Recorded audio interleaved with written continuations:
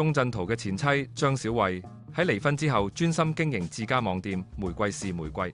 主攻內地直播市場，榮升帶貨女王啊！佢利用多年不變嘅凍齡美貌同埋知名度做山招牌，狂賣護膚同埋化妝品。日前有網民喺社交平台分享張小慧嘅相，張小慧喺街頭拎住個靚袋行街，低調時尚又不失優雅。雖然已經到咗花甲之齡，但係唔見佢駝背，腰板都仲算挺直，而且佢嘅髮量依然驚人，一條白頭髮都見唔到。有網民激讚佢完勝身邊62歲老人啊！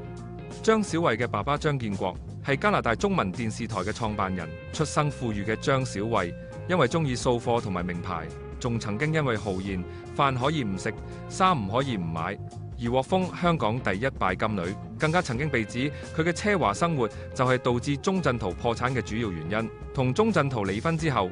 張小慧專注個人生活，而個女鐘嘉晴就跟住爸爸一齊生活。